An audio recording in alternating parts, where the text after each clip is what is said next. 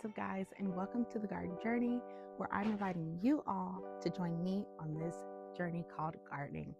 My name is Alexis, and I garden in Zone 10A in sunny Southern California. Now, today is February the 3rd, and you guys, we hit 77 degrees today. So, we are just out here. We're just going to be getting some things done, doing some transplants, and just working in the garden. So, this is really exciting to be getting this weather and to see the sun and to feel it, because it's just giving me all the feels that I need to get through the rest of the winter months and look forward to March. This video does not leave you with anything else. I'm hoping that it inspires you to get out in your garden and just enjoy it for what it is at this time. We are almost through the winter months and we have so much to look forward to. Do some things, take care of some things that, maybe be a little bit daunting. So I know for me today, I am going to continue to prune back my roses. I've already transplanted some bare root roses that I had on my property, and I wanted them to be back in the actual garden. So you can see there, I've got some bare root roses. I did prune those back yesterday. I've got some more roses that I need to prune back that I just did not get to. Cleaning things up, all the leaves and stuff that we have. We have a deciduous gum tree here that drops a ton of leaves. And so it's kind of at the tail end of things, but it also has these very little annoying gumballs that they drop. And so I will spend some time cleaning those up and just getting the yard cleaned up and ready to go. So I hope you enjoy it. Before we get into the video, I do want to share something that is very important to me, especially, and I think as a newbie gardener, if that is you, I think that you will also find it is very valuable. This is a moisture meter. This has saved me so many times, and has helped me to not overwater my plants. And you guys, this was something that I really had to come to terms with as a new gardener, is that it's okay to not know it all. And what I mean by that is you are going to see a lot of experienced gardeners be able to tell you, oh, you should be able to, or you should water your plants this amount of times during this season. And the reality is until you get to that level, you really don't know if you're watering sufficiently enough. And that could be overwatering or underwatering. And so I have found, in order to combat that, is using this handy dandy moisture meter.